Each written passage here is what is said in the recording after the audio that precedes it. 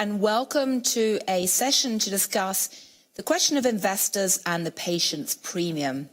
So thank you to all of you for coming along today, and thank you to everyone online for being here at a time that has been absolutely crazy and dominated by lots of short-term news and dramas in the news cycle in the last 48 hours. But we're here to discuss the long term, and in particular the question of how we're going to fund some of the really exciting innovations that are developing today, because I sit in Cambridge University, where I see the fact that we are living through a veritable golden age of science. That's not just my words. Demis Hassabis, founder of DeepMind, said that several times this week in Davos. So we live in an extraordinarily blessed golden age of science, and yet our capital markets, for the most part, are structured to take only short-term bets, or at best medium-term bets, rather than the kind of long-term bets that are needed to really drive and fund turning this golden age of science into practical innovations, whether it's in quantum or AI or life sciences or green tech and so much more. So I have an amazing collection of people today to talk about how we can actually get the long-term funding that's needed to unleash these near miraculous discoveries. On my immediate left, your right, is Eric Tett, who is Chief Executive Officer of Sino Biopharmaceutical in Hong Kong, one of the life sciences companies which is part of this new scientific revolution. Next to him is a late addition to the panel, who is, Verena Kuhn, heading the forum Startup Communities. Fantastic, who's replacing Hélène Nubi, who was called away, unfortunately, by all these short-term dramas. Next to her is Zachary Bogue, managing partner and co-founder of DCVC Capital, which is one of the private investors or private capital groups trying to fund this. And at the end is Pandu Sjahrir, who is CEO of Danantara Investment Management, Chief Investment Officer of Danantara Indonesia, a sovereign wealth fund. So welcome to all of you, and thank you for coming along today. And perhaps I'm going to start with you, Zachary, because you have been funding some of the breakthroughs in science. What do you see as the biggest problem right now in terms of trying to get that type of capital flowing? And if you had to pick one area where you're keen to invest right now, what would it be? Terrific, and obviously thanks for having me. I'm excited to be here. Yeah, obviously, around commercializing science, that's not, a little bit directionally different from what we do. So we obviously, breakthrough science is sort of a necessary but not sufficient condition. So obviously, when you are the techno-economics is actually mission critical for us, because you can't just have a scientific breakthrough. You also need to have a team and capital around it. And that obviously is how you go the long distance to kind of produce returns in this area. Because we're obviously a for-profit venture fund. And we luckily have 10-year fund lives, which oftentimes we exceed. And so that actually gives us the capacity to make these long-term bets. But it's not our job to commercialize a technological breakthrough that folks want to exist. We actually look at it in reverse. Like, can this tech breakthrough enable a viable and terrific business in the long run? So that's how we think about it. Right. And you asked about an area. Yeah. What part of the capital structure you like to be in, and what type of sector are you particularly focused on right now? So we are broad mandate, early stage deep tech. That means we back entrepreneurs solving hard, real world problems. So we are at the seed and Series A and have capital to sort of follow them up into the mid-range. That's where we sit on the capital stack. Two areas that I'm most excited right now is our AI-enabled energy platforms that are producing new types of energy, and also we do a fair amount of investing in the tech bio sector. And tech bio is sort of the reverse of biotech. These are where companies, this also is a long-dated problem, where companies first and foremost set out and build a proprietary, highly structured data set, which then they can then run machine learning or other AI algorithms on, and then go off and hit targets in pharma or in diagnostics. Again, very expensive up front, revenue lags, so you need to have patience and sort of really help propel them through that period. And just before I turn to the others, why aren't there more of you? Why aren't there more people investing in this type of activity? I think it's actually very difficult. It requires a diverse set of skills, right? We need to do everything from understanding, is this a true technological breakthrough, to understanding where will additional capital come from? Where can we get sort of, follow-on capital for this fund? And, is this a terrific team? And sort of everything in between. So this just requires a very diverse set of skill sets. I think different from other venture funds, we have, on my team, I have more published scientists than MBAs. Wow, that's pretty unusual. Wow, gosh, fascinating. Well, Eric, you are one of the companies involved in trying to commercialize science at the moment. Tell us what your company actually does and who invests in you. So again, great and happy to be here. Thank you for the invitation. So Sana Biopharm, we're one of the largest prescription drug company in China currently. And then we're focused in oncology, hepatitis, respiratory, surgery, and logistics. We're right now China focused around of $5 billion USD sales. 90% it contributed from China. And it's one of our aim to become global, to also access the rest of the world. So we'll hope that our products can benefit and global patients rather than just Chinese patients. So in the course, we do a full R&D structure. There's 20,000 employees in our group. So we do the full capacity of research and development, manufacture, and commercialization.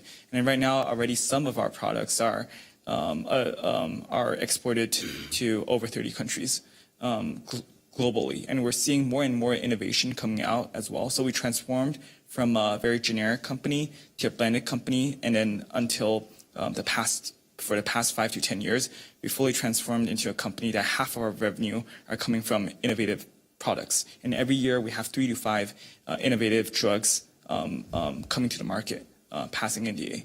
Right. And so who funds you? Where do you get your funding from? We're already a very mature company. Or who did fund you?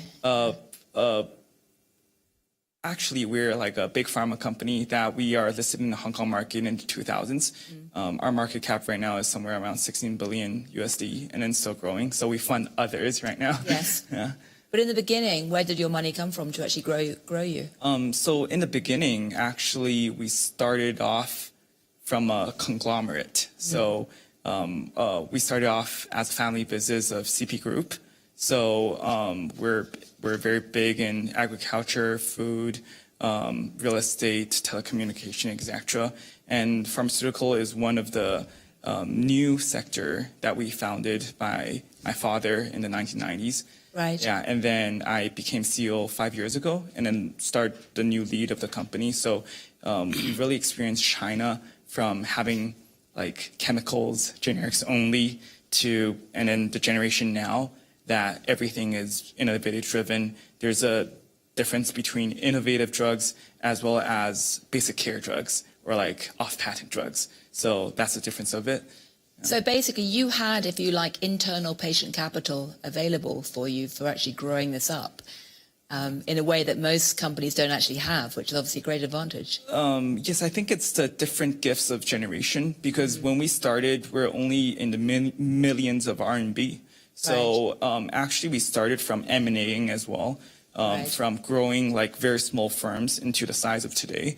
From the very start, we're only 40 million in market cap in 2000, and then there's one point that we're at 500x in return. So I think it is a mix of base that we've building, and also always a transformation and a very strong team to bring forward. So just as Zachary said, it's like we need people, we need scientists, we need a manufacturer, we need people who knows the infra, we need compliance, commercialization, all of them. So we built through from the very past. And then I think it is different from before is a generic generation until 20 years ago, or even let's say 30 years ago, to what now is like you need global funding, you need financing to bring a drug to how it is now. Right now it's like one data is on average a drug to come to the market globally needs it went up and up year by year. It's 2.6 billion in average right now, and 60% of it is clinical trial costs. So a lot of like new biotechs, they fail in the very start. And then so it is our job right now to really incubate and be patient to help them over. So it's not just in financial terms funding them, but it's also helping them hand by hand. If it's just a research team of a dozen or less than 60 people, then we help them to build also, give them CMC support, give them clinical trial support, with regulatory support, with BD support to access global. Right. Yeah. Well, I can see Zachary nodding there, because 2.6 billion is a lot of money, and there aren't that many places in the private capital, venture capital world, which can actually easily fund that, as opposed to having this long-term patient family capital in many ways. Correct. And so, oftentimes for a tech bio or a biotech startup, you do at the earliest stages spend a fair amount of money. This is sort of money that's approachable on venture capital dollars.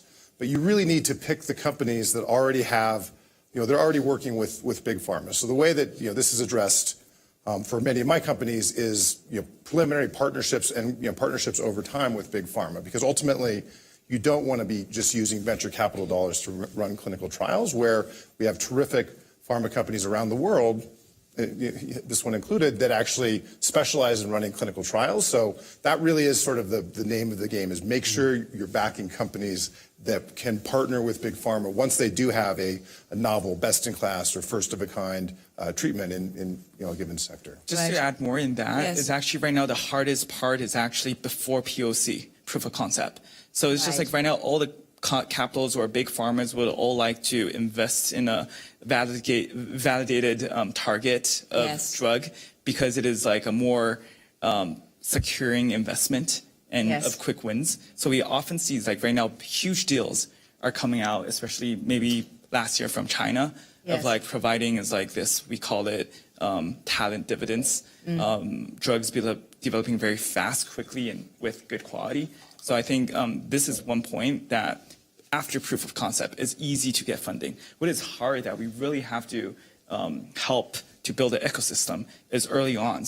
So what scientists, it's like what kind of molecule that they're building, what new target, and how we can help them not only, because usually scientists won't have the skill sets of building up a team. Yes. And then so we help them to find the right labs, give them the right CMC, find the right CRO when we provide all of these services, and even help them to find a clinical team with our own. Yeah. Interesting. Well, that's what I hear, again, from Cambridge, because I split my time between Cambridge University and the Financial Times. And, what I hear is that you can get the initial seed capital just to play around with an idea. Once you've had proper proof of concept, you can get that money. It's that valley of death between the two that is so challenging. But, Pandu, I'd like to bring you in, because sovereign wealth funds used to be somewhat, discounted or ignored in terms of the global financial system a couple of decades ago. And now they're emerging really as a key pillar of not just global finance, but a key source of patient long-term capital. Are you involved in funding this type of activity? And if so, in what way? Yeah, I think sovereign wealth fund now has played a much bigger role. I would say even the last 5-6 years, much more prominent. And I guess we are playing some role in that. And the good thing about this is that from a cost of capital perspective, sovereign fund probably is one of the lowest cost of capital you can find. And for us, similar to other sovereign funds, we really focus on return. But the good thing is we don't really have to exit. So similar maybe to a family-run business, you want to own a great business forever. Same thing with us, especially things here that are related a lot to society as a large. We're happy to partner up both with family businesses as well as with fund managers. So, this is, for us, Student Antara is new, but the way we're doing it is very similar to all the largest sovereign wealth funds. Right. And so what do you actually invest in terms of the biotech or green tech or AI quantum landscape? Are you agnostic and you just grab whatever opportunity you see, or do you try and focus in particular sectors and parts of the capital stack? Well, first, we are 11 months old. Oh, right. Okay. So you're not even a toddler yet. We're not even a toddler, but a toddler with a lot of responsibility. We have about 1,040 companies being put into us. we're about $1 trillion of assets right away. So it's a very big toddler. That's a You very know, and the exactly. toddler now needs I to might say figure they're out very fat how to toddler to walk manage. and run, and the father wants the toddler to become a man right away. Right. So this is one of this thing that you So know, no pressure then. no pressure. What we actually would like to say, pressure is a privilege. So Right. for all of us that come in, so this is good because you're also in the venture business. We started February, only 3 of us. Now we're 400 people. So Good that's quite heavens fast, above. right, from a scale perspective. And we just started investing last December. There's out of that, we have to invest our dividends to this everywhere in the world. So we're about 50% domestic, 50% global. You asked the right question. We actually want to invest in businesses that can elevate also for Indonesia, Indonesian society. One of the things we want to focus on, one of it is healthcare. How can we figure out how to increase the welfare of Indonesians? We're also looking at digital infrastructure because everyone, well, at least outside the promenade, talks about AI. Here it talks differently, right? But AI has become so important in increasing productivity for our people. So we're willing to partner up globally. So this is good because here we met a bunch of our partners too. We're investing in developed markets like in the US, in Europe. We just started to invest there. We're also obviously investing in Indonesia, but half of our investment is domestic. Right, interesting. And just very quickly, before I turn to you to ask you about your specific experience of the venture capital world and how it should change, I'm curious, from the Sovereign Wealth Fund perspective, 2 questions. Firstly, do you mostly invest in early stage, seed, Series A, or do you go further down the curve when it's more proven? Do you invest yourself, or are you using third-party managers to do that? And do you have a specific home country bias or a specific, what might be called patriotic capitalism mandate? Are you trying to specifically Like that word. support Indonesia, or is that a kind of global, you just want to make the best returns you can for fiduciary reasons? So we created a law for Danantara. Number 1, we have to make returns. Okay, so That's you have number 1. fiduciary. We have fiduciary, returns. we have to make money. And then number 2, no politicians. Number 3, we can hire both Indonesians and non-Indonesians. So we can put CEO in our companies to be non-Indonesians. And then lastly, business judgment rule. You cannot be criminalized for activities. When you ask this question, to be honest with you, in the early stage, we'll outsource to amazing managers like himself. That's their job, scour So the you world. can't sift through 10,000. And also we don't have pitches. that many people anyway Right. to do it. So we outsource to the best managers in the world, depending on where they have the biggest moat. Right. To give it to them. Once it becomes mature, we're happy to take a stake where we can bring, the idea is that if we invest directly into companies, the only thing we ask, can you make our people better? Meaning, can I bring a transfer of technology, transfer of know-how to our country? Thankfully, our country is not small. Among all the leading sovereign wealth fund, we're probably the biggest country, 300 million people, 28 years young, so very young, GDP 5.5%, and most importantly, politically very stable. Our president is, has the highest number of voters globally. 98 million individuals voted for him, and he has 85% popularity rating. So this is so important now and today when you want to allocate capital, you want to find stability and safety. So, that's how we all work, with fund managers, Right. just yourself. So it's not just about the scientific risk, but sorry, Zachary. And then Oh, no, yeah, just go on. I have a comment for once, you guys. Yes, no, Please. please do. And then Yes, across our 16-year history, we've sort of always engaged with sovereign wealth funds in varying degrees. And actually, there's been a big evolution in those 16 years, where 16 years ago, it was much more about returns, right? And there was sort of a mention of, hey, how do we support our domestic economy? And then fast forward 15 or 16 years, now there is a sort of intense focus on both. So it's returns, but also, as Pandu mentioned, sort of how does this, actually benefit the core population where, that the sovereign wealth fund is actually created, on behalf of. And this actually, luckily for us, that comports well with the deep tech business model and these long bets because, at the core, we are, backing entrepreneurs that are solving hard real-world problems with AI, and oftentimes those are some of the problems that the sovereigns or they themselves hoping to sort of begin approaching solutions to for their local populations. Right. I would really like to comment as well. A lot of respect on that aspect. It's like for the family business, we're over 100 years old already. We're the largest conglomerate in Thailand. And actually, we were the first foreign direct investor into China in 1978. So it's just like for myself, I'm already first generation. But in terms of pharmaceutical, maybe second generations in this aspects. So it's just like we really helped China into transformation. By then, hepatitis B was one of the biggest problems in China. So there was like a 80 million population with it. Yeah, right. And then population then wasn't as huge, but it was still a great number already. So we really helped develop like all the first generics in China of a lot of different TAs to really bring down the cost of originals. Because by then, China wasn't a wealthy country, it was a developing country as well by then. So it's like we started very big, becoming very big, and grew up with doing generics. I think that was also the path how Indonesia was experienced. Yeah. And then right now is also in the midst of transforming from a generic-based chemical manufacturer into a more, let's say, large molecule and innovative player, especially with the population booming, growing, economy growing as well. So we indeed looked into the market as well.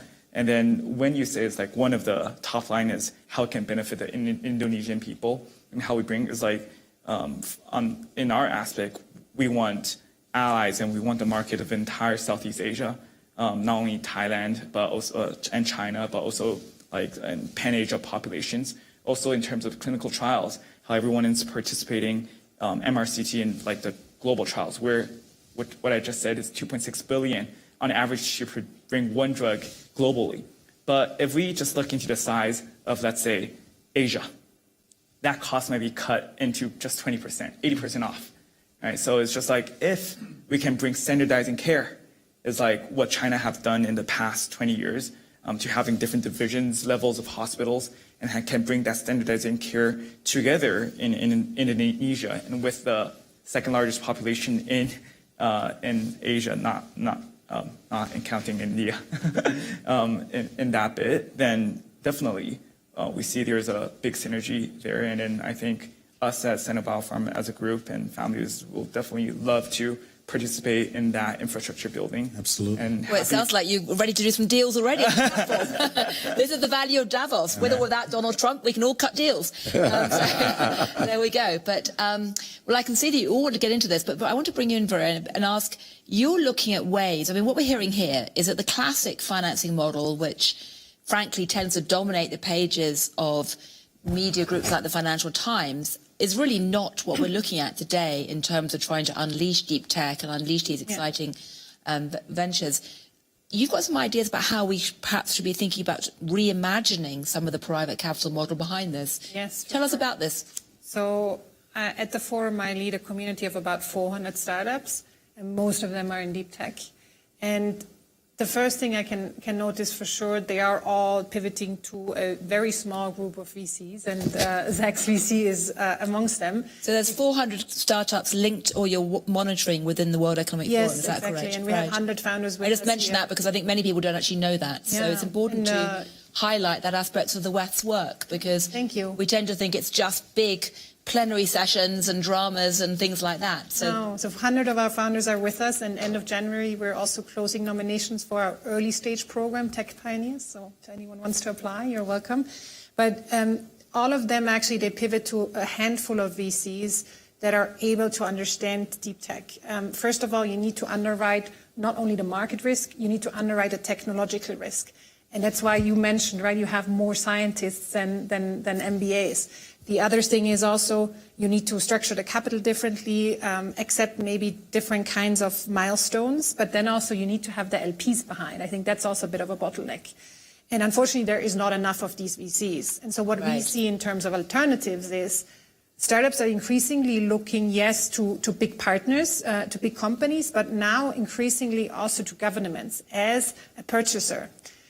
For example, in quantum, that can be a very important early signal also then for investors if they know, well, there is a market, and it's obviously a big market. Another example is one that is very apropos is defense, right?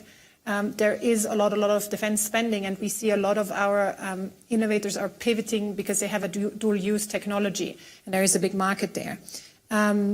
I also feel like overall startups and technology is becoming much more important for sovereignty. President von der Leyen, she mentioned the number of unicorns in her speech. So we see definitely regional development there, and the government is playing a big role. But finally, what we also see is sort of a creative new form of financing. I spoke to a company, to a unicorn that is here in Davos today, that is building data centers. And we asked the question, how do you where do you get the money from? And he said, well, we just do it differently. So for the land, they partner with the landowner. And then for the building, they just partner with the hyperscalers, and it's actually quite straightforward financing method. So I think we're going to see more of these new forms, and I think that is good for innovation, and I think that is good for society overall, because we can bring these deep tech to market. I mean, this is fascinating because in many ways it shows that we're living through a much bigger zeitgeist shift, in that if you look back at the last 4 or 5 decades, or a period that many of us built our careers, except for you look too young. But the overwhelming dominant theme was, neoliberalism, free markets, governments shouldn't intervene, governments shouldn't create industrial policy, at least not in the, so-called developed markets, and that, essentially you should have globalized approaches to things and shouldn't have any home country bias. That was a kind of overarching mantra. Now, of course, we're seeing that industrial policy, which the IMF used to call the policy that has no name, now has a name and is on absolutely everyone's lips. And there's a growing sense that actually home country bias is very justified in some sectors, particularly around defence, but not only around defence. So as we move towards these growing use of public-private partnerships, does that create new risks as well? I mean, you, Pandu, are obviously navigating those up close. How do you find it navigating that public-private aspect? My president just gave a speech today, and he says, for Indonesia, 1,000 friends not enough, one enemy too many. And I think that's well said, because for us, what we do care is the growth of our people, but we also want to make sure it's always win-win. No one country is the best at everything. I think we believe that. No one person is the best at everything. Why Davos still works, why this World Economic Forum is still around, really is just to have a face-to-face, to meet people and to get to know. At the end, what we want to do is advance society, advance ourselves. So for us too, in a sovereign fund, that's why we want willing to invest outside. The only difference is the way we approach it different. There's probably more bilateral relationship, more bilateral discussion in a way to advance each other's needs. Maybe a bit different than it was even a year ago. Right. Now it's much more pronounced. Most of the discussion really is just one-on-one. Right. Less of a big group going together, let's solve this together. No, it's more one-on-one. How do we solve it? But at the end, I really do believe no one person is the best at everything. We need each other to grow. So it's still about international partnerships, but a kind of rewired form of approach kind of thing. Perhaps. Yeah, and it's the same. I think this is, one of the things, the fear that is being raised. I know a lot of the discussion, at least within the forum, has been geopolitical. But life has to go on. Business has to go on. At the end of the day, us business people, all of us adjust. But what matters is that we still have to continue to progress. And the only way to progress is through partnership. Right. Zachary, how do you feel about this era of public-private partnerships emerging in some areas? Is that good or bad in your view? So one of our core tenets is we really want to invest in companies that don't require government support, don't require subsidies or grants or any of that. Or agreed purchasing plans and things like that, because that, of course, is coming in. And obviously in areas, for instance, Earth observation, we've invested in several satellite companies. Obviously, the U.S. government is the biggest customer on the planet for that type of data. So you would view you view governments either as an arm's length customer, this is for our model, or as an arm's length investor, as Pandu has described. But we don't want to be in the middle where there's sort of the government trying to support it.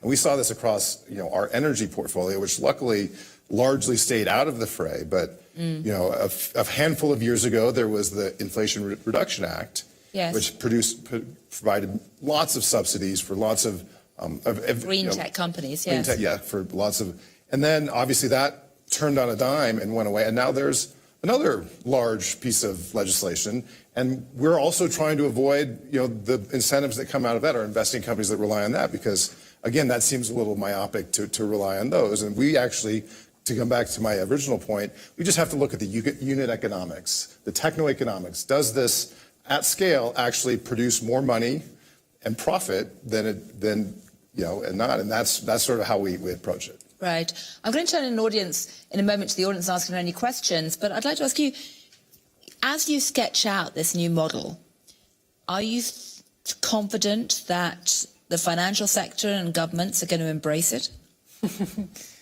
I'm not sure. I actually want to also comment on something that you said, because what I'm seeing more is I don't see startups eager to get any kind of grants. What they typically will say, I have to fill out so much paperwork, I don't even want the grant. I think they're more looking for this arm's length principle that you're talking about. And for me, the current sort of change towards a focus on sovereignty is really, really good for innovation, because what you see is, we see now in Europe, we see now in Asia, a lot of innovation that before probably wouldn't have been there, because everyone would have said, well, there's the US, how are we ever going to compete with them? And now in areas like space, in satellites, etc., there is a market for that. And that really gives it a boost. We see that also in the companies that come to us that apply. There is more regional diversity. This year we have more European companies that are with us. So for me, that's a good thing. I just want to, yeah, please do, yes. I just want to jump into that as well. So it's just like for us, when we see how we can really help early companies to build, one is like on what stage they are. But the other thing is to provide them not only on capital, but also on capabilities. As Pandu just said, is like everyone is not perfect, right? You need more friends. So what we really provide is not only like the know-hows, but also with like, if you need human resources sector, we give you that. You need financials, we give you the financial numbers. You need compliance, we have that. You need regulatory, we have that. You want government relationship, we provide the team to do all supports as well, in medical, in research, in different domains. So I think it's like once we built that vertical facility, then it's like for any of the let's say biotechs that we help, or through the past decade, actually we collaborated or emanated over 30 biotechs and platforms companies, building of these infrastructure, and even supporting individuals starting their own company and then providing with all the talents or all the platforms they need. So I think this is one of the other model that we start with, but it needs a lot of, just as you say, into one-on-one in the sectors that we can scout the right people with the right talents. This is number one. Number two is really also in playing with them. So we start, some of the time we start with small deals. For example, with the Lenovo, last July we invested $1 billion USD to fully acquire the company. After the acquisition, actually our market cap went up 6 billion. So definitely it's a very successful M&A. But the other point is we started with leading the C round 5% only. And at acquiring one of their products, CCR8 is the one of first-in-class drug that we saw. But after partnering with them for half a year, to seeing the team capability on how they react, clinical trials, readouts, other products, molecules, we thought this was one of the best platform that we saw that we need, also can fulfill and combine and build our pipeline. So that was the real acquisition happened. All the DD and readouts came in 2 months, and then we announced the M&A. So I think it's just like, one is building for them. Number two is play with them. Right. I want to ask you a bit about the geographical spread of what you see going forward with startup communities. But before we do, let me check. Is anyone in the room keen to ask questions, or anyone got a burning question they'd like to raise? Because I can certainly keep asking questions all day, but I want to quickly ask the audience. Okay, well, in that case, let me ask the question I've been wanting to ask right from the beginning, which is, sitting in Cambridge University in England, there's a constant sense of both hand-wringing about the fact that so much of the innovation and venture capital world is still sitting in Silicon Valley, but also a strong desire to try and diversify and build up the sector in the UK. And what is often said is that, a place like Cambridge, the UK, has a plethora of wannabe startups. It's got a fair amount of seed capital, but it's that scaling capital that's so hard to find right now. I'm curious whether any of you think or hope that we might start to make the distribution a bit less Silicon Valley heavy going forward, What about you, Zachary? I mean, are you based in Silicon Valley? I imagine you probably are, aren't you? I am based in Silicon Valley. Right. I have an investment in a terrific London-based tech bio company called Relation Therapeutics. So and they are scaling nicely, but it is mainly with U.S. dollars, U.S. venture capital dollars. But it's a good thing. And part of the magic of why Silicon Valley works is that it's not just sort of the dollars and the ideas, because obviously phenomenal ideas and technology come out of Cambridge. It's also, there's just a set of entrepreneurs who have been there and done that and have the experience. And how do you take a company from pre-scale to scale, and that talent sort of recycles and renews itself. And so as centers of excellence or new companies scale elsewhere, then you actually see that same talent phenomenon. So that's how I would think about it. And I think it is becoming more diversified and more democratized globally. Right. Pandu and Eric, I mean, do you see, Malaysia being a new Silicon Valley and Indonesia a new Silicon Valley hub, or how do you see that developing? I was just in UK for a couple of days with your government, and we had a lot of good conversation about the Oxford-Cambridge corridor and the investment there. I mean, at the end of the day, the war is really on talent. If there is a war, it's how to attract talent. Maybe Silicon Valley is just Silicon Valley. Maybe don't duplicate, because that's where it is. It's almost we talk about Davos, Silicon Fen in Cambridge. What's the equivalent in Indonesia? And for example, Indonesia, there's a lot of actually innovation happening with respect to downstream industry. How are we thinking about nickel and what are we processing? Critical minerals. A lot of people like which are now hot topic, yes. Right? But it's been there for a long time. It's just separating energy at the cheapest cost because you need it for AI and other things. Indonesia is very rich at that. Every country has their own right to win, in my view. So if it's Silicon Valley, let Silicon Valley be. Indonesia has its own thing, probably a lot related to energy and critical minerals now, which is the hot story. And I'm sure in Malaysia and China and in Thailand, each one has their own uniqueness. Right. I can see both. Everyone wants to get in. Oh, I get excited. No. Have the Hong Kong perspective first, and then I'd like to bring you in for the overarching spread. Yes. I think in terms of this, the other thing we really have to pay attention to is talents and clusters. Like Silicon Valley is one of the greatest cluster of the world. The meaning of it is because U.S. is great in education, providing university. I had my university in the States. I was Whereabouts? in UPenn Wharton. All right, so you went to Stanford. Yeah.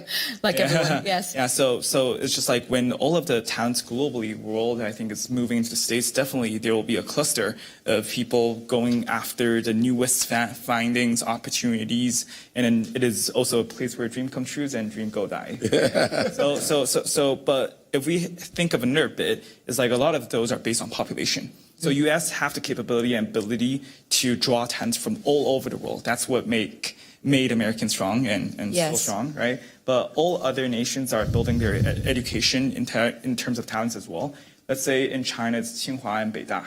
So it's just like, and other, like Zheda, other schools, bring in a lot of capabilities, courses, studies, concentration majors in AI and finding and implementing not just theories, right? And then we can see that a lot of engineers are coming through the massive base of population of China, right? There is 1.4 billion population. So there are thousands or the tens of thousands, graduating actually in millions, graduating per year.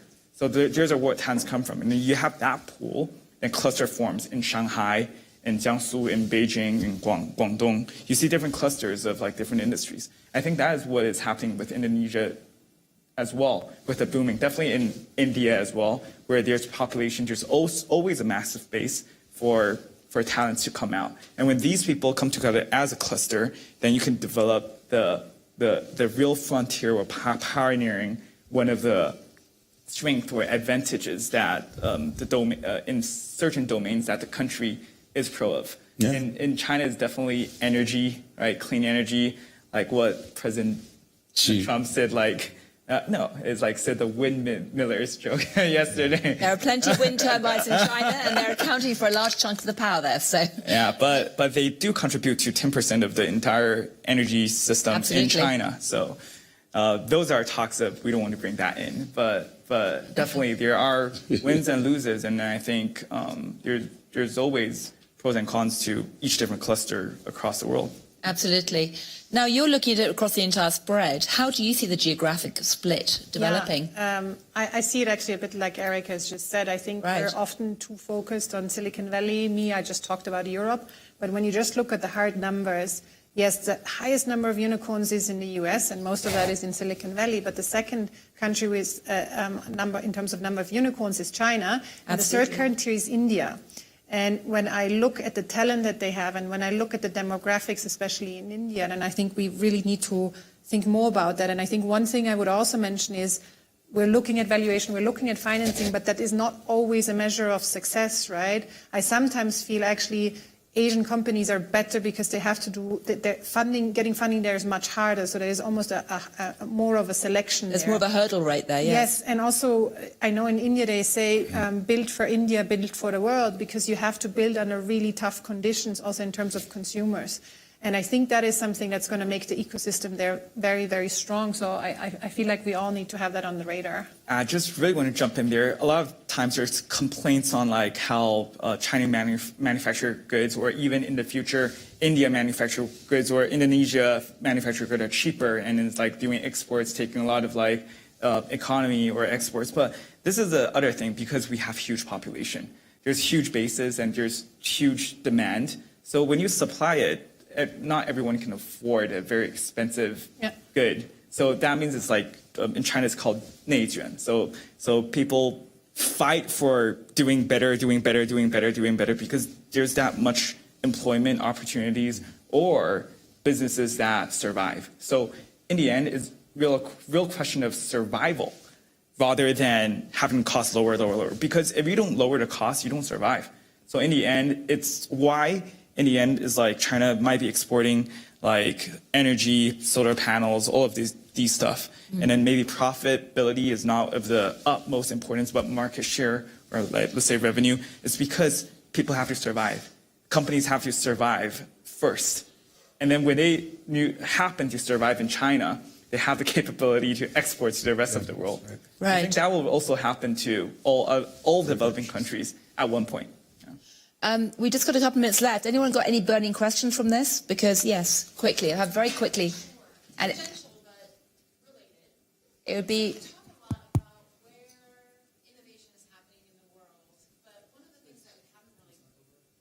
Over. Oh no. Yeah. Try. So we talked a lot about where innovation is happening in the world, Silicon Valley, the Golden Triangle, et cetera.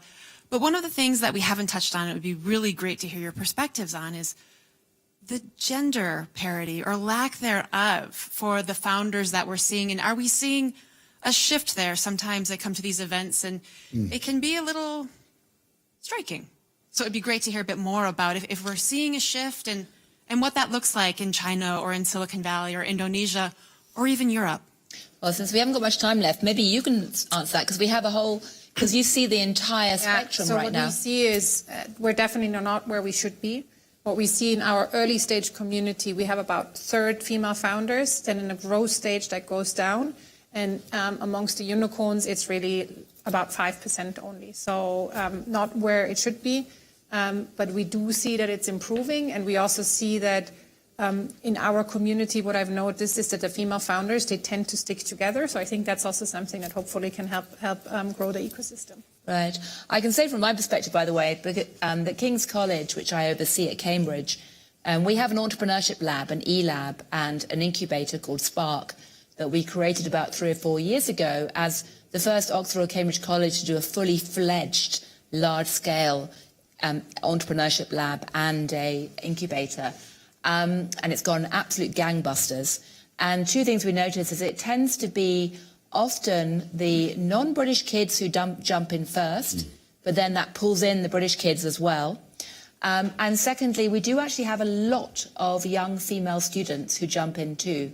In fact, in some particular competitions they end up being the slight majority. Now, let's hope they all stick with it, but that is one sign of both Gen Z's enthusiasm for entrepreneurship.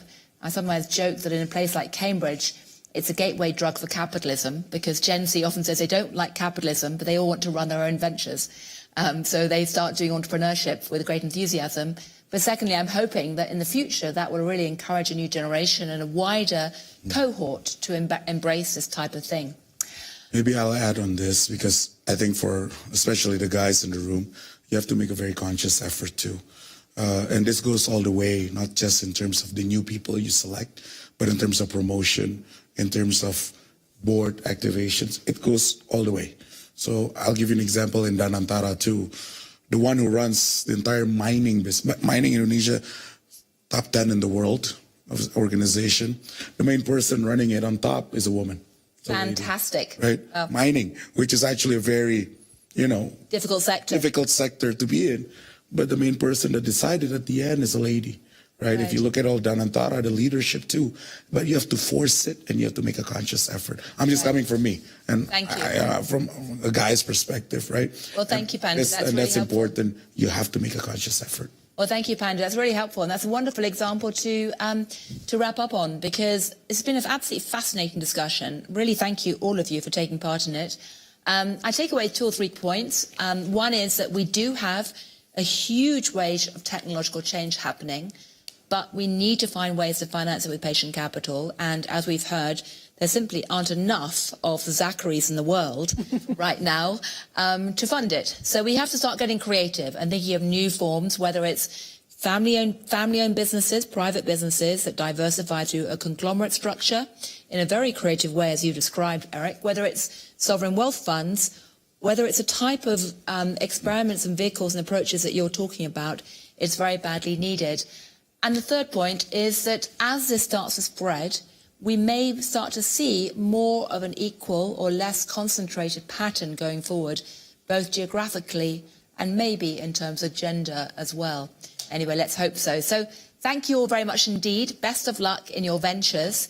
And here's to surviving the rest of Davos. Thank you. Thank you.